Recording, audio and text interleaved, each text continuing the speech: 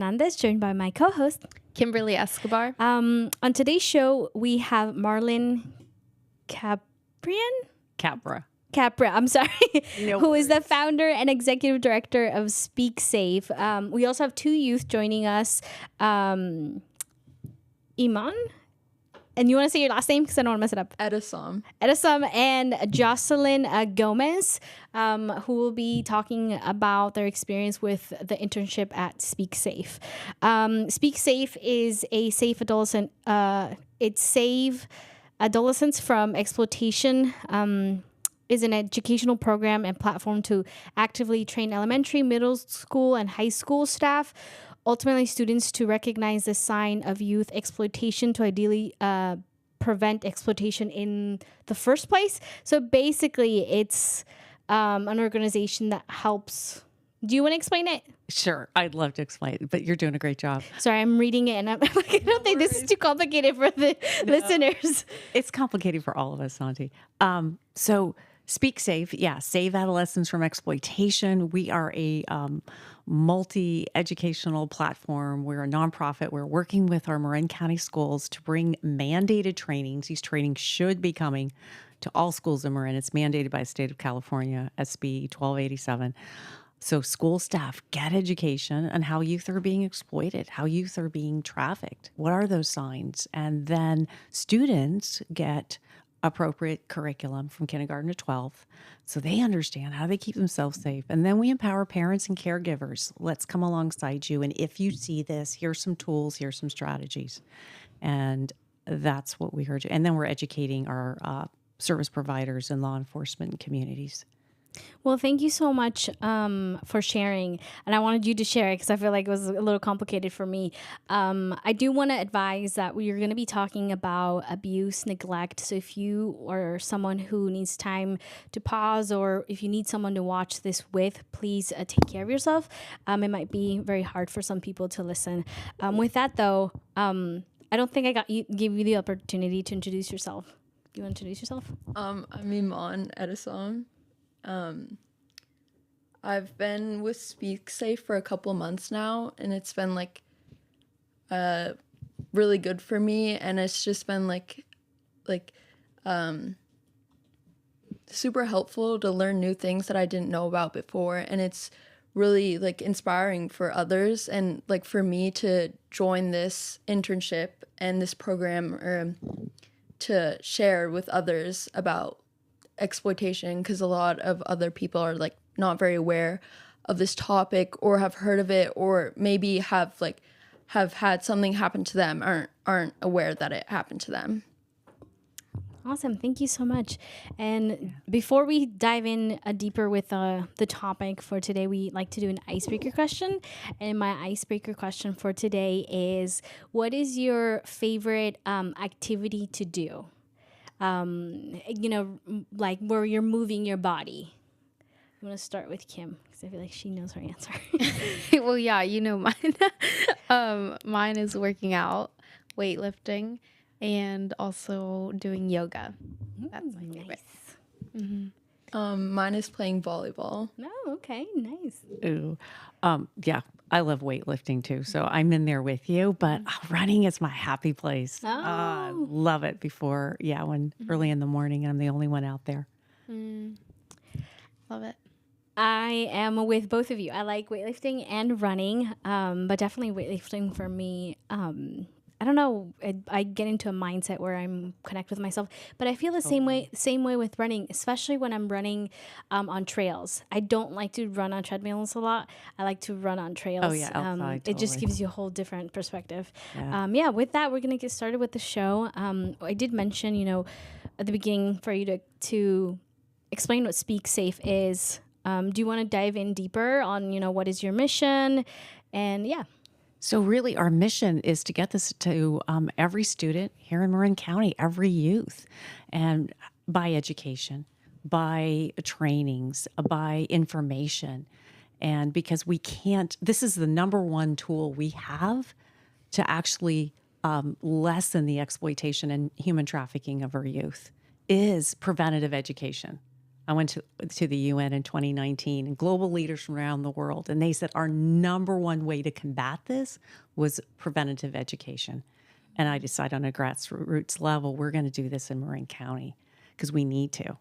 And so this is really the goal of SpeakSafe, is really to, because education's empowering. We want to take the power back, and that's what we're trying to do. And what sparked this interest in you creating SpeakSafe? You know, I think I love working with, I just love working with our youth. I love working with our high schoolers and college students and giving them tools. And I think my own background and, having to work through my own exploitation in my own life. And I think that can go on for many years. I see that now with youth right here locally, that if it's not identified, it's something that just lasts for years until they begin to see that they're actually being preyed upon and that it's not their poor choice, or until some adult, just takes one adult to have make a difference in someone's life. And that started it. And also seeing the increase here in Marin County in 2016, our own grand jury said we're starting to see an increase in human trafficking of our youth, not just our county, surrounding counties.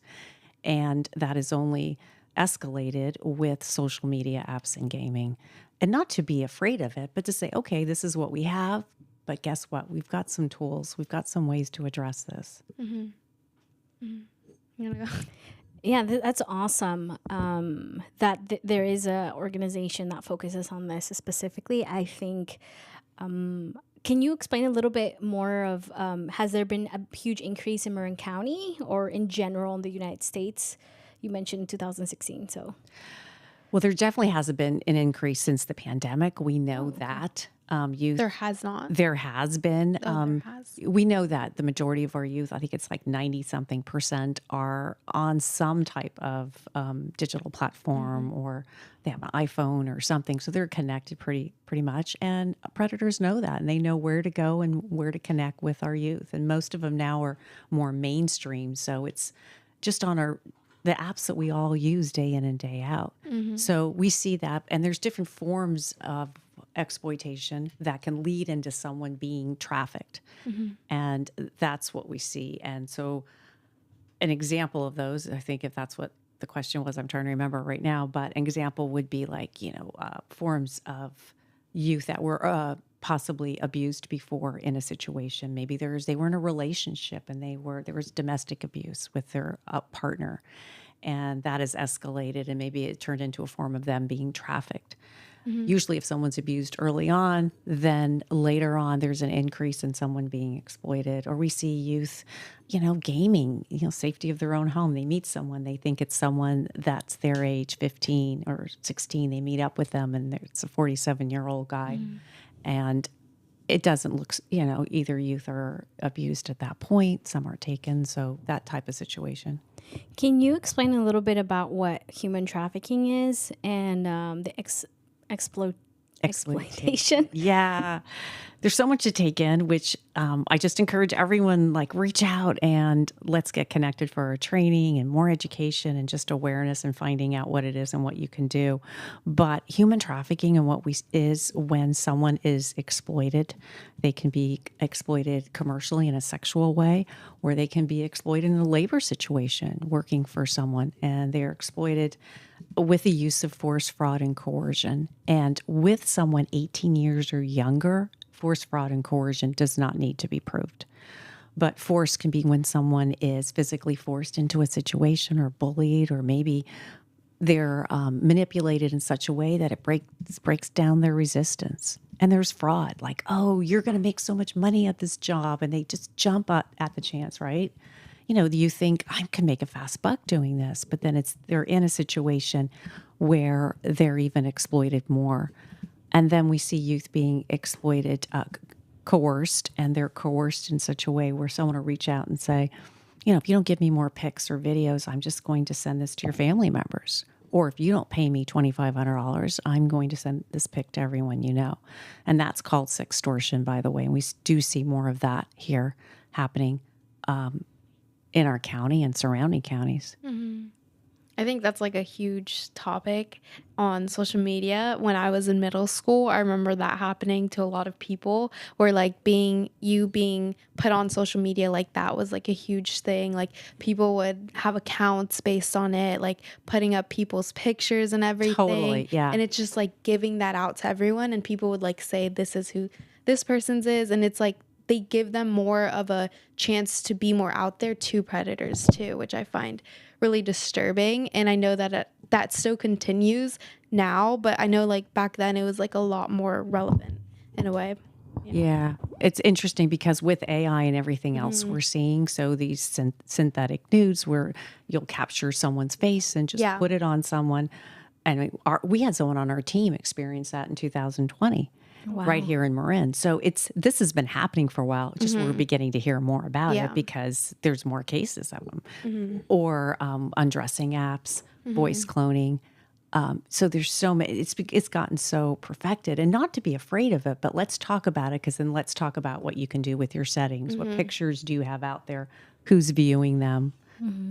What are the types of exploitation that affect the youth the most in Marin? I think, in working with our local law enforcement, we have great Homeland Security of the North Bay, and then working with students and working with families that reach out to us. This is kind of what we base it in surrounding counties. What we are seeing is social media, apps, and gaming definitely is probably very prominent. Also, peer-to-peer recruitment in schools. Bullying or peer-to-peer recruitment in such a way that a youth is introduced to someone else. And many times a recruiter will recruit other students because they don't want to be the exploited student anymore, or exploited youth, I should say. So that's one way. Another way is a youth that have been exploited prior and no one knew about it. There's a middle schooler here in Marin, I'm thinking, and she was exploited at a middle school dance, no one knew, and then began trafficking herself to gain control. And she wasn't the only person doing it. There were other individuals. So what do you mean by trafficking herself? Having, in her case, maybe putting pictures of herself on OnlyFans and having subscribers, and those are uploaded to other sites and porn sites and compromising sites. So that's a form of trafficking. And so by receiving the education, that's a great question, by the way. People begin to find out what exploitation is, what trafficking is, and then what can we do? Because a lot of times people have these myths about it. It doesn't happen here. Someone's taken. They have this way of thinking that that's not what really, it can happen that way, but it's evolved so much and changed so much, probably since 2018. That's not what we're seeing. That is, before the show, I was kind of asking already pre questions because of that. Because I think with films and Totally. that gives you different understanding of what human trafficking is. And I appreciate you sharing what is happening now and how that has evolved, because I think for many, they might not even know that they're being trafficked. Exactly. Yeah. Because that disconnection of understanding what it is. And I kind of want to switch it a little bit, but kind of relating a little bit. Iman, I was just wondering, what grade are you in? I'm going to be a junior next year. Okay, so Yeah. I think we're all in very different stages in our life, and I just want to know if at school, do you see this going on a lot more? Because I know, like, when I was like in high school and middle school, I saw it going on a little bit, but I wasn't really like too much aware of it. Yeah. And I just want to know, what's your perspective on it? Do you see people around you going through this? I don't see personally, but a few years ago, this was when I was still in middle school. At the high school I'm currently at, there was a girl who got like personal photos of her leaked, and it got like throughout the whole high school, and it was like brought to the middle school too. And I think a lot of that happens, but there's not like a lot of stuff that I see like at school or social media or anything. Not really. Much. Yeah. Okay.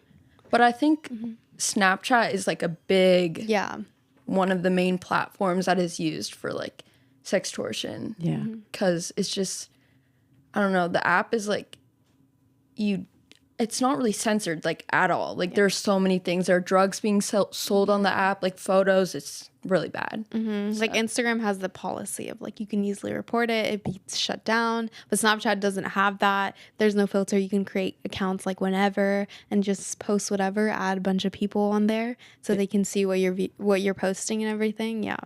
And the stories go away. But I do have to say, in all fairness, it's kind of shifting to Instagram because of so many platforms and pictures are being captured so much easier now, especially with AI. Yeah. TikTok's another one. I think it's pretty mainstream. It's amazing how it changes so much because our technology has been, and we don't have to be tech experts. That isn't it. But it's just understanding like, okay, how can we stay ahead of it? And what does that look like right now? Yeah. I wanted to know a little bit about what made you want to be a part of their internship program. Do you want to share a little bit more about that? Yeah, so I joined around like I think in January, maybe a little. I think maybe before. I think, was it last year, end of last year? Yeah, sometime around then. My sister was actually a part of SpeakSafe. She's going to be a senior now in college. And I joined because my mom actually does kind of stuff like work that's kind of similar, like in this field. She's a humanitarian photographer and she goes out and travels and she works with actually people that have been trafficked and people that are enslaved actually around the world. Yeah. And I think that like for me joining, I'm just very passionate about sharing about this because a lot of my peers at school or just like around me aren't aware of this subject, and it's super important for them to like be aware of because they like it could happen to them or it could have happened to them and they don't know. Absolutely. I mean, the reason why I asked is kind of understanding a little, connecting the dots, because in your generation, you know, it might be different from what myself, you or Kim has experienced. For me, it was Snapchat. I think Instagram. Now I see it more common in Instagram, as you mentioned. But I wanted to, you know, hear what got you involved and you know, so that the youth out there also can, if they're interested to support the cause, that they can also join in. Totally. Yeah. I was gonna say what's like been the biggest perspective change since you being a part of SpeakSafe. We're literally just I'm so sorry, SpeakSafe. I think the biggest perspective change has like really been Marlene like sharing with all of us how like trafficking is really, really in Marin. Like I knew it was near us, but I never really thought how it could be like, I don't know, right outside my home. It could happen anywhere. And that's something that a lot of us are not aware of. Out of curiosity, do you guys have any data on based for Marin County? You know what? Unfortunately, and even for the U.S., our data is just not reliable because we have to stop and think less than 1% will ever report. Less than 1%. So we're not getting a lot of information. And the information we are getting, there's a lack of education. There's misinformation. All of us here, right? We're trying to figure out, what is it? How does it happen? What does it look like? Our whole community is in that place. And that's why we do what we do. And so it's not reported. And when it is, it's reported as something else. So, but what we do know is 1 out of 4 from our Department of Labor are children. And we do know there was more than 32 million cyber tip reports to the hotline last year. For Marin or the U.S.? In our U.S. Looking at that, you look at those reports. But I mean, there's so much happening in all of our counties because I can see it's happening in every zip code. Youth are exploited in every zip code in Marin, and there are more vulnerable populations. And that's always worth mentioning. You know, I was just talking to Javier about our age youth, and it's expensive to live in Marin County and finding shelter, trying to help, you know, make a living. And I'm trying to help someone right now, and they were in a domestic abuse situation in high school when they were here. So there's more and more of those stories. Or we didn't even talk about one of the main ways youth are exploited is by an unhealthy, trusted adult. Some adult And I do see that happening here. We've had cases right here in Marin County. We see that highlighted all the time. We have a tennis coach out at Tam High. There's 4 active cases now. We have one of the survivors on our team. So a coach, a teacher, a mentor, someone that has gained that relationship and trust in a young person's life and supporting them and yet harming them at the same time. That is definitely one of the ways. So I don't want to overlook the physical relationships of people we see every day, as well as social media.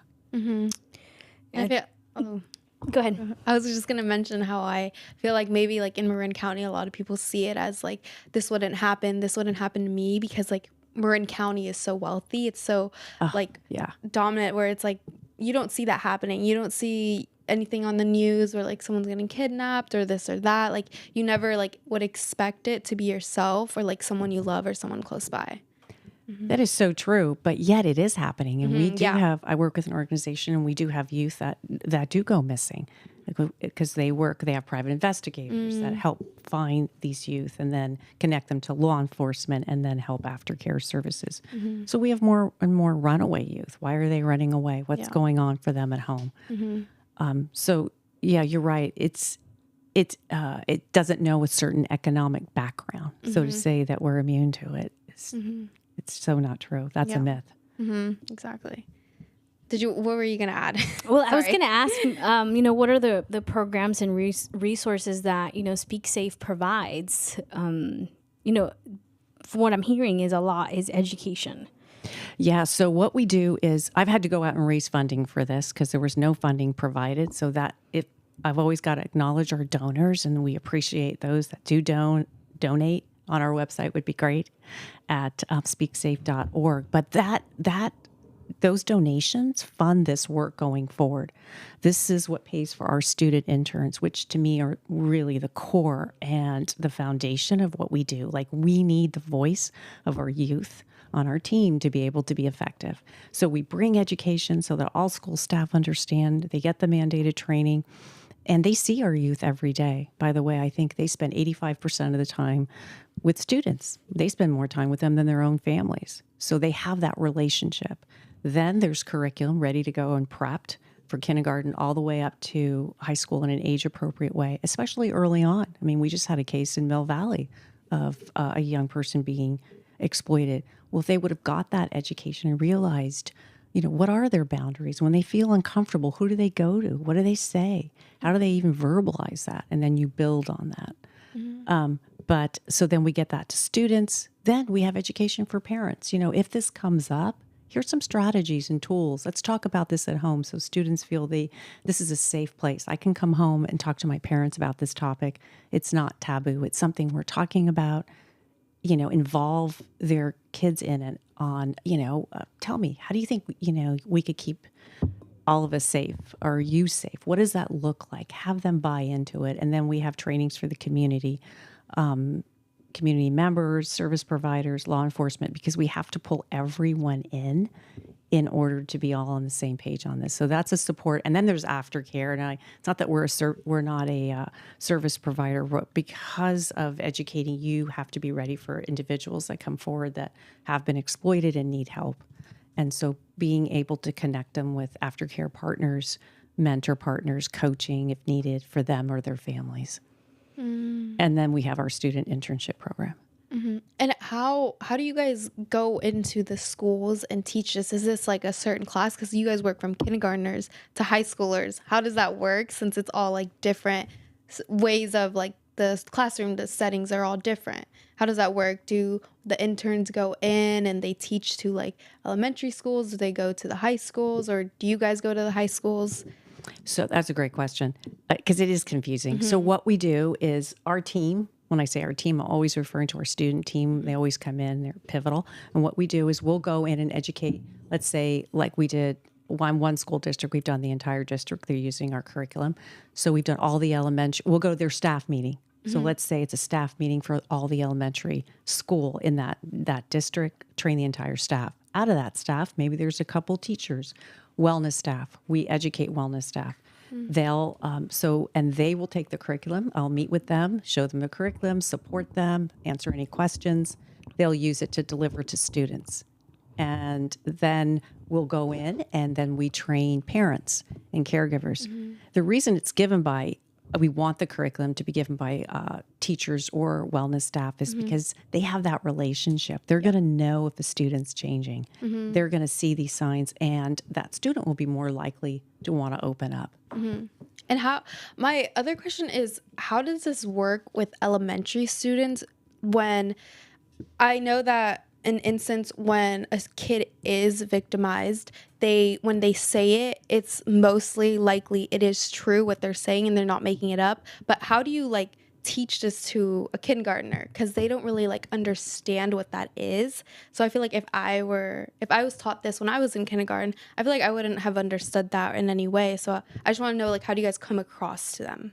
So it's in an age appropriate way. So first understanding, when you feel uncomfortable, what's that feel like? Is it a headache, a stomach ache? What comes up for you? And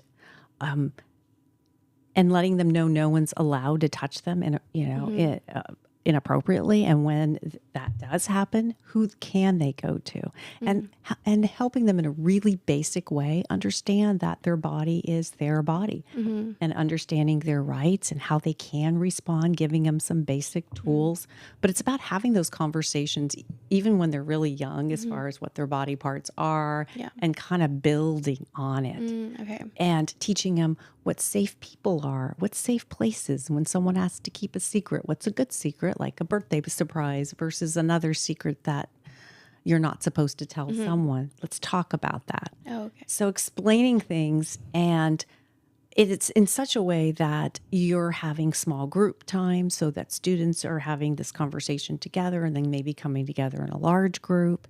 And so it's really, I feel, it just gets everyone talking all the way around, which is great because then nothing is really pushed under the rug anymore, which is one of the big pet peeves of my student interns that join. I want to, because I know we're going to have Jocelyn in the second part. I want to hear from you, your experience with the internship. What have you learned? Yeah, I also want to know if you have gone into school and done this work as well. And what was your experience with that? Multiple questions. Different questions here. You did. We haven't, or I have gone to a school. We presented to a wellness center, and it was really interesting because a few of the staff there actually had experienced exploitation themselves, and some of them were actually like weren't really super clear like on the topic. And but yeah, it was interesting, and it was super helpful to like talk to them because they had stuff to share and we had stuff to share, and I think that like helped them a lot and us too. And then and in the internship, what have you learned? What has been like I've said before, like I've learned a lot about how it's happening like all over, like even in Marin. And yeah. One, I think because of the timing and we have Jocelyn come in, what is something that you would like to share with the youth that you learned that's very valuable? Find something that I want to share is like find a person or a few people that you're able to go to, whether it's a wellness center, your parents, like if something has happened to you, like make sure that just know that there are people there to help you. Like don't be afraid to talk to them because what happened like wasn't your fault. No matter if there are people like saying, there are so many people that have had something happen to them and they're like, they've been told, oh, it's your fault. It's really not. It's not your fault. Like something happened to you and like you can share what happened. Like just find your voice to share. Thank you. Thank you. I appreciate. Yeah, we're at the. I appreciate the time. I wish we had a much longer time so we can, ask you even more questions. But I feel like in the beginning we kind of had to focus with you so we can understand more about, SpeakSafe. Yeah. But I appreciate, the work that you're doing. It's very important. As you mentioned, there's a lot of like there isn't a lot of people don't know that they're going through it, or if they go through something like that and they share it. There have been cases, many times where they're not believed, and that can cause a lot. So the fact that you're really young and you're involved in this kind of work, it's doing something to prevent it, which is a key thing. So yeah, thank you so much. And we're going to go on a short break. I'm going to play Sole Purpose, and then by Evolving Wings, and we will be right back. Yeah. Evolving Wings. Yeah. I'm a genius, original purpose, resurrect like the phoenix. From the mother lotus emerges, no longer feel wordless. To be a service to purpose, it's evolving wings por vida. Got them all I need, internal bleeding the brain got me insane. Explain the pain, your seat's pain. My soul wounded, some wounds can't be computed. God's gray shadows meet the darkest alley. Demons came for me, but archangels parried. Swift swings shut the souls rapidly.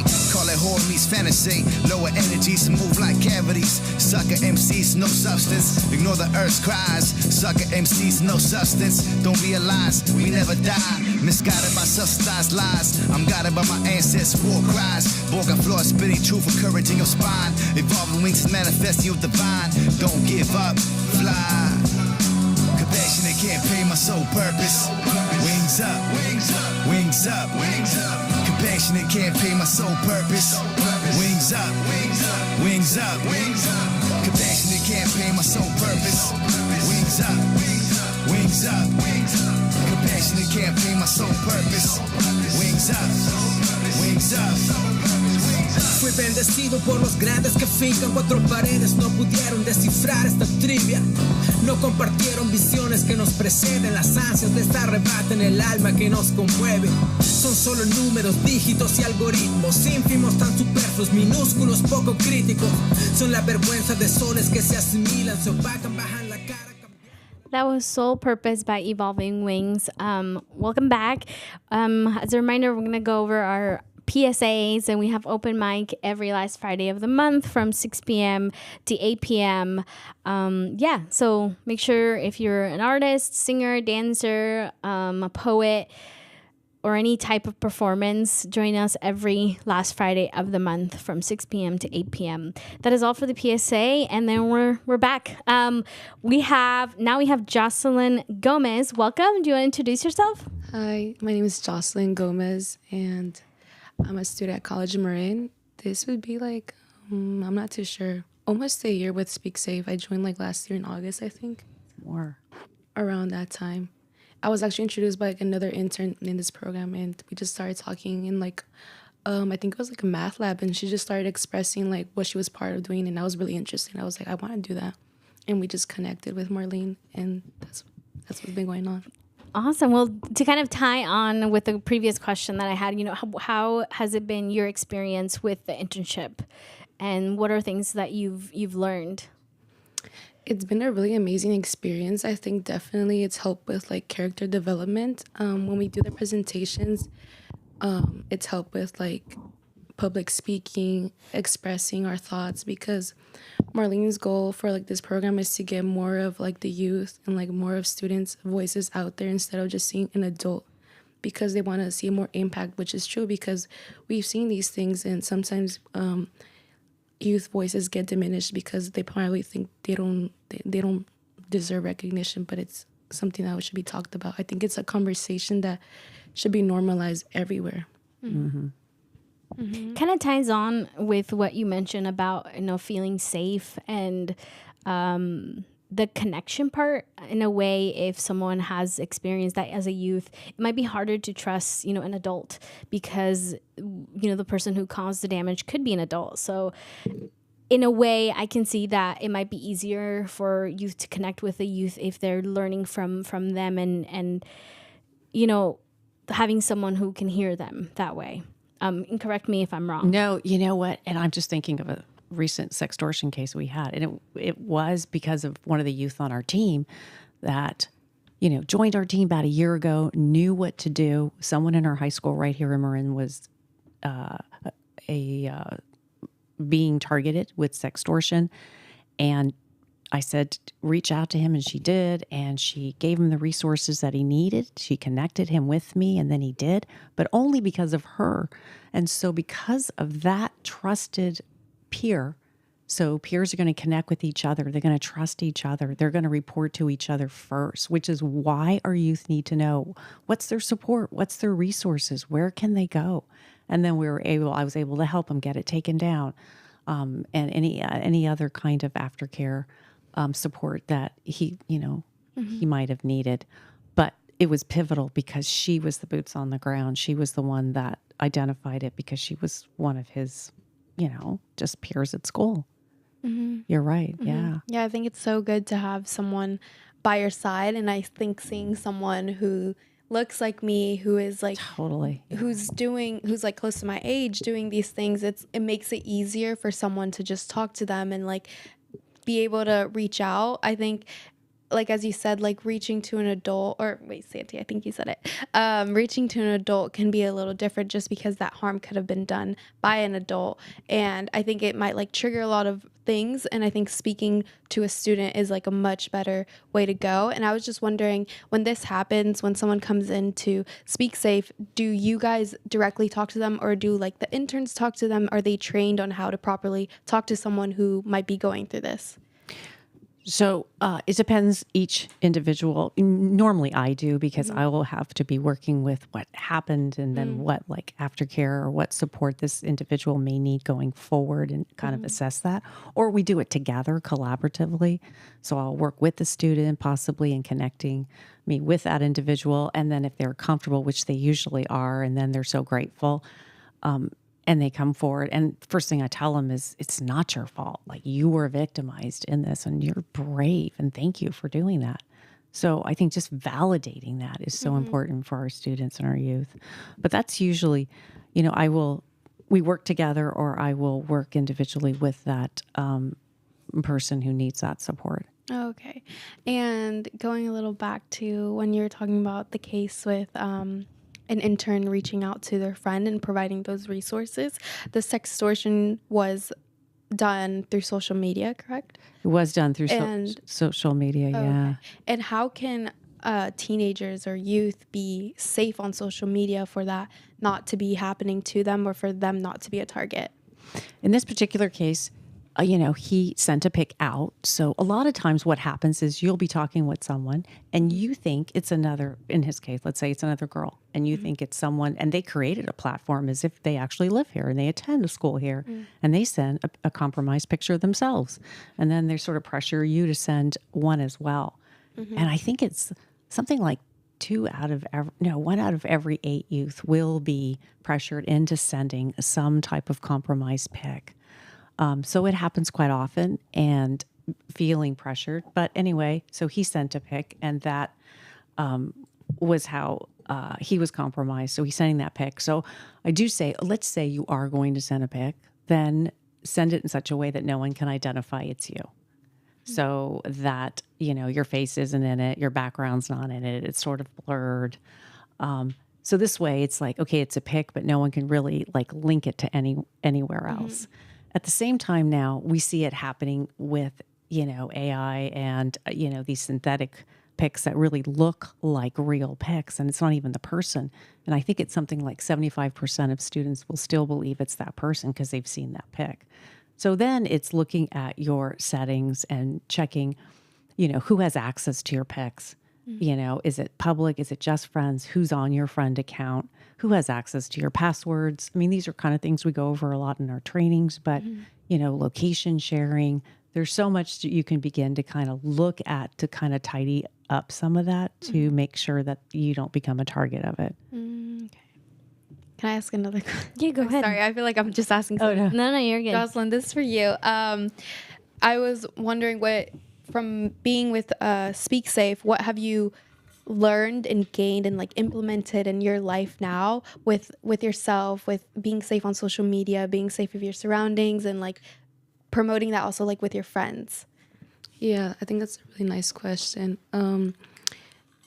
Honestly, for me, it's made me more aware of like how I share pictures online, who I accept as like on Instagram, like my account's on private. I choose who I'd like accept. I choose who I have friends with. And there's also settings where you can select whether you want to be messaged by people you follow or like not people you follow, right?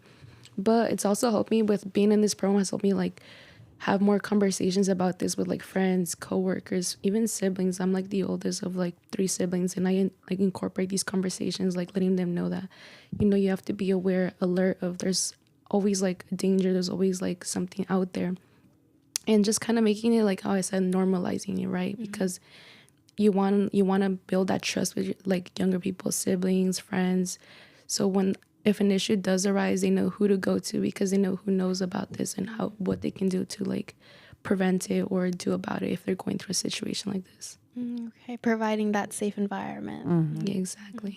You mentioned that you're the oldest. I'm also the oldest, and I have a 10-year-old brother who is starting to kind of understand and you know, play online, type of thing. Well, he only is allowed to play with my cousin, but there is this thing where when I was in school, and I've shared it on here very openly, and even with our interns, because it has happened to me where I have not asked for you know, a inappropriate picture, but I've received it, and Totally. you know, it can be very uncomfortable, and it can be very like someone is trying to get you in to do something, and their way of doing that is sending you pictures and pictures, and when I see, you know, my younger brother, like sometimes those things pop up in my head, and I'm like, okay, you know, I need to make sure that you know, my parents are not so tech advanced. But because, you know, I'm the oldest and I understand a little bit of technology a lot more than they do, you know, we've had some settings on you know, on the things that he can access, you know, so that's like creating more of a youth iPad access, for example, right? What can they see? What can't they see? You know, monitoring what we're looking at. And the other thing is also for me has been really tricky to. Social media is hard for me because I think it can be a very useful tool, but it can also be very, very dangerous.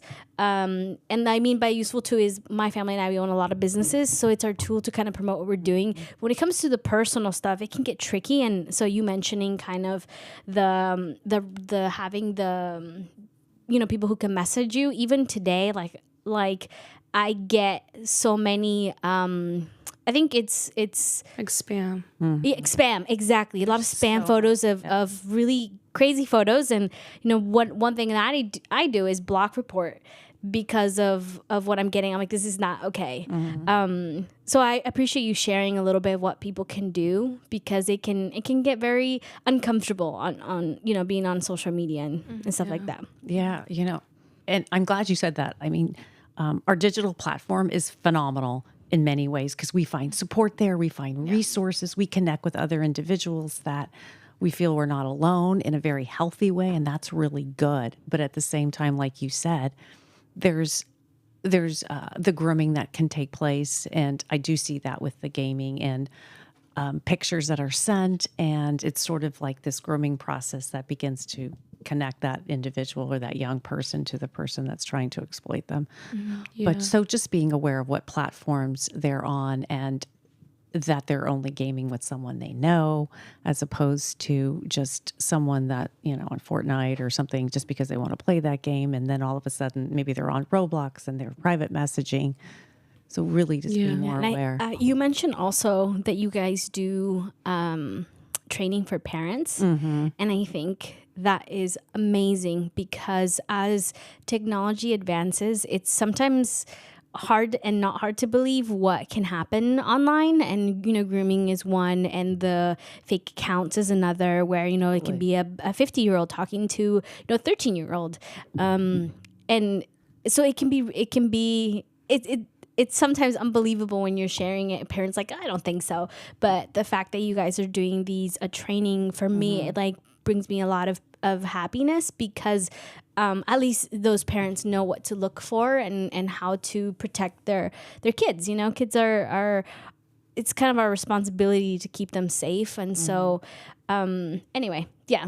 You know, and I have to say, parents, they're so pivotal and important because I want them to change the narrative on this. I want parents the parents to become that place of safety at home. So kids feel, you know what, I can go home. I can tell them what happened to me. I will be believed. I won't be blamed. They're not going to overreact. They're going to support me, and there are strategies. This isn't hopeless.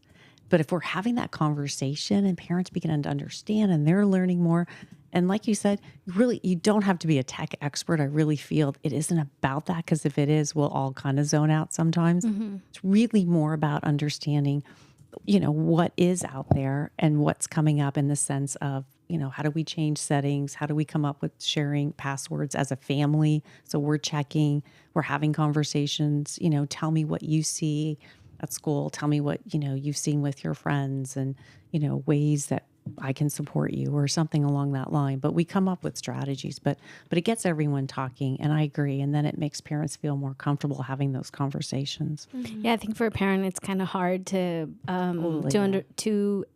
explain that to their kids, because you also, I think you battle a lot with like, you don't want to put fear in their heads, but you also want them to know how to protect themselves. The reason why I bring this up is because, again, I have my little brother, and there are certain things where he's getting older and you have to kind of teach him things, but you want to be careful to not scare him and for him to carry fear all the time. But you want him to understand safety and protecting himself. Totally. Yeah. And it's not about creating fear. It's about them feeling empowered. Like, if you feel this way, this is what you would do. It's interesting. Survivors on our team, we've done this at conferences too. We'll go in and we create a safety plan, because they've said, if you were to be exploited today, where would you go? What would you do? Who would you talk to? What would you say? What would you do after? So we actually came up with something. We talk about, let's say maybe you're in a relationship that felt really comfortable, and then all of a sudden it doesn't feel so good anymore. Who can you go to and talk to about that? And everyone should have some people in their life, all different ages. And then how do you follow up? And this becomes a healthy mindset really for just, years and years in life, because that's really, we need each other in life to be able to have that accountability or to be able to provide that support. So, yeah. Yeah. And I was also going to mention how I have 3 little brothers as well. Oh. And it just made me think of the way that one of my brothers, he's 13. And so like he's really on social media, and he like plays Fortnite and all that. And I know that he does talk to people that he doesn't know on Fortnite and stuff, because my mother isn't really restrictive on that. She was never restrictive with me. Like she says like our phone, what we have is our personal thing. Like she's not going to go through it or anything. And like, I love that my mom respects us in that way. But I think like nowadays, since my brother is like was born into technology, I see it a lot more with him, like on Snapchat, like having random people that he doesn't know, he's never met, and he like snaps them or like just texts them. And he also talks to them like on Fortnite and stuff. And then same with other girls that I know that are like my friends, like little sisters, that their parents are the same way. And I see them like also snapping people, and I ask them like, oh, like who's that? Like, do you know them? They're like, no, like I just snapped them, like he's just a friend. And this leads me to my question of how can you determine if that person is a real actual person or a fake person? Because I know that when I was in middle school, I kind of did the same thing. I added people on Snapchat that I didn't know, but like some people said like, oh yeah, I know them and this and that. So I'd be like, oh, okay, but like I've never met them, and I would snap them. But then like most of the time, like I would end up like seeing them in person. Like I'm like, oh, they're a real person. But like, how do you determine if they're real or not? Yeah, that's a really good question. And they're coming up with some ways to how do we authenticate this? And so one way is like in his case, I'm just thinking the sextortion one, and I see a lot of our youth that are talking to someone, and like, how do you even authenticate that? Is the person, because they are already sending you a generated pic. Maybe you say to them, hey, send me a pic right now. So within the next 2 seconds of you pulling on your right ear and waving your left hand. I don't know, something like that. Okay, and if they do that right away, okay, well, that is who they are. But most of the time, they're not going to do that right away. Yeah. So that is not. So that's one way. And then another way, I was just looking because there's so much happening with AI and these synthetic pics, especially dating apps, which we didn't talk about. But anyway, dating apps is another one too. Yeah. Where they are just like changing their voice. They can easily change their face, but they can't, if you have them stand up and walk around, they can't really change their body. So then you can kind of see it. There's a disconnect. You can tell that it doesn't look like it's totally real at that point, unless they're sitting down. So there's like little ways now that we can come up with, and those are some of the ones I'm thinking of. There's that voice cloning too that we see happening, and having to call that person just to authenticate it. Oh, okay. Oh yeah, you reminded me. Thank you for sharing. You reminded me of a movie that I just watched over the weekend. It was a rom-com, but it was about this character who was on a dating app and found someone that they connect. They talked on the phone. They sent pictures. Also, like, hold a paper with my name on it or something like that. Yeah. The character decides to go to visit him and actually surprise him, and it was a completely different person. Totally. So you just reminded me of that, about, when dating now can be very complicated because people they meet on Fortnite and they date, or they meet on Snapchat, they date. And it can be a long distance relationship, but it can be very complicated because the person you're dating might not be the person you've seen. So, and that's happening more and more, because I was just on something the other day. It was a training, but anyway, refer to just that, like on Tinder and Bumble and those dating sites. And not that they're bad per se, but now you have these sort of bad actors that are like promoting, and they're actually calling them Yahoo Boys, where they put together these videos that really basically don't portray who they really are. Yeah, that's true. And Jocelyn, how you mentioned, I liked how you said you keep your Instagram private. And for me personally, I don't keep my Instagram private because like I never respond to like my messages or anything like that. And I don't know if like that's like smart or not, but like I just keep it public because it's like I'm like posting something. I'm post things that like I don't care if other people see it. But then otherwise for my Snapchat, I don't give out to anyone at all. I don't add anyone. Like I used, like in middle school, I got a different Snapchat from then because I had a lot of people that I did not know. But now my Snapchat is a lot different and it's only like close friends. And I just wanted to ask, like, what are other like precautions that you take and like the main things that you share with your friends to do when you talk about your internship? I'd say for me it was like, well, my Instagram account, I just made it. It's like a new one because the one, just like you said, it was same thing with Snapchat. Like I had like a bunch of people that I didn't know. And there was like a lot of postings that just wasn't aligning with like the path I was on. I just felt like it was a distraction. And then I just came to the conclusion that if I don't know them, I shouldn't have them on social media. Like the purpose of my account was to keep it private, as in like just people that I do know, people who I know in person, not people that I probably know as mutuals. And I tell my friends, like, if you're sharing a picture, like, trying to keep it, like, I know a lot of people, like, have glamorized, like, pictures with, like, I could say, like, certain type of, like, a dress code, when people are, like, just like how Marlene mentioned, like, AI, people can, like, distort images. So I'd say, like, maybe, like, be aware of that, that whatever you're sharing out there, an ebook can like distort it and make into something completely different that you didn't want it out there. But I want to talk about how you mentioned about like, your brother, 13-year-olds with like social media. I feel like there should just be more attention because it's sad because these kids, they're just curious and they just want to make friends, but they don't know if like this friendship can like possibly lead them to something more dangerous. Like I have a sister. She's also 13, right? And, like, I told her, she has Snapchat, right? And I asked her, like, do you know your friends? Do you know who's on there? Like, be careful if, like, they send you a picture that's, like, it's inappropriate. You have to, like, let them know and, like, put a stop to, like, don't be sending me these things. I don't want to see these things. Kind of, like, they have to teach them at a young age that they can, like, speak up, if something makes them uncomfortable. I think that's all I want to say. Like setting boundaries. That's such a good point, because you don't want to pass porn on. That's really what it is. And that's such a good point. to realize that you want to stop it somehow. You want to respond to the situation. And it's not just about your own personal safety, but we got to think about everybody else too. But that's such a great point. Yeah, this is all really interesting, and I know that there's so much more to learn and to, continue the conversation with. We are 5 minutes before the show ends, so I'd want to get more information on, how can the youth get involved with the internship, and or how can anyone else get involved if it's not for the internship? Just getting help or Sure.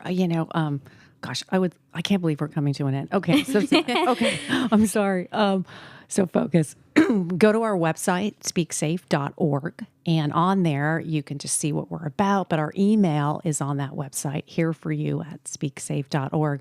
Reach out to us. We're also on Instagram at SpeakSafeMarin. You can message me there as well. But I'd love for you to be a part of our paid student internship program. It's for high school and college students, and want the voice of all of our youth on this, all genders, all backgrounds.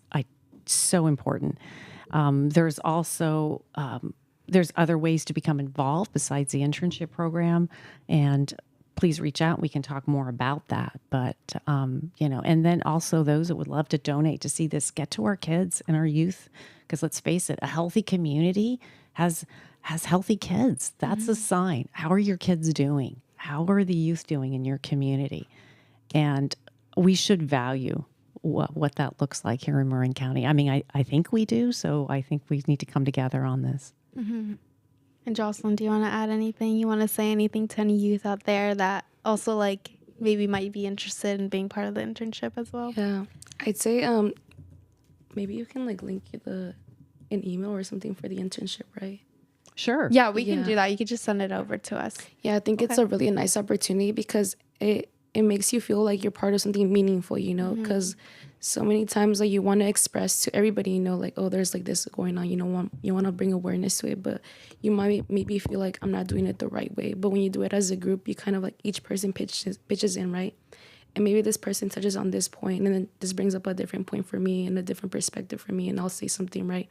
So we feel like we're doing something impactful in our community, right? Because we're not hearing much about this in, how you said, little ages, 13, 12, etc. So having this information out there is really important because, like Marlene said, we want, a healthy community with, teens, youth, who know that they have a voice, know that they can, go somewhere or talk to someone if they're going through, a trouble like this. Thank you. That was well said. Yeah. Thank you. And then for organizations or schools, the email that you gave, they can use that to contact you for the training? Please. We would love to come in. And I got to do a big shout out to our student team. I mean, our student team is so fabulous, which is why I had a problem just bringing in 2 today, because we, like I said, have over 30. I just have to give a big shout out. They're phenomenal. They're brave. They're courageous. They're teaching me that we have got to be more out in the forefront. But yes, please go to our website, and teachers can just reach out and at here for you at speaksafe.org. And hopefully, we'll get all this linked as well. Okay, well, my last question is, what is an advice that you can give to the youth, who are listening today for, who are going through this or coming out of it? Yeah. There's hope, and you guys are the brave ones. I mean, we need to hear your story. Our students are a great model. Some of our students on our team have been exploited. Like I said, I have as well. And so I want them to realize that they can make such an incredible difference in our community, and we need them. We need their voice. We want to bring them support. We want them to know that there is coaching and there's aftercare, and that they're not alone. They are not alone, and that we believe them when they come forward. And I hope they just realize how valuable they are, because I think many times our students hear so many negative things that it's just not enough positive coming their way. And Jocelyn, do you want to add anything to that? Yeah, I'd say there's power in your story, because many times we might think that our story doesn't matter. Maybe we've gone through something similar, but your story can help someone else share and speak up, okay, this person's sharing, they're also going through the same thing, and I know them, I wasn't expecting them to go through something. Okay, I'll speak up about mine. And successively, like, people are connecting and bringing up awareness to this conversation, which is what we want to do. Like, SpeakSafe is save adolescents from exploitation, right? That's what we want to do, like, lessen exploitation everywhere, not just in Marin, but everywhere. And there's power in your story. Totally. And a perfect example is you. You started this organization, and I want to say thank you as well, because within my family as well, I know that there's a lot of family members who have suffered with something similar. So the fact that, again, you are putting in the work, all of you guys, it really brings a lot of warmth to my heart. And I wish you guys the best to continue the work. And I hope that this show, for anyone who's listening, can, reach out to you guys for those resources. With that being said, that is the end of the show. We'll see you guys next week. Thank you. And thank you so much. Thank you, K guys. Radio. Woohoo! Thank you. Bye. Hi, everyone.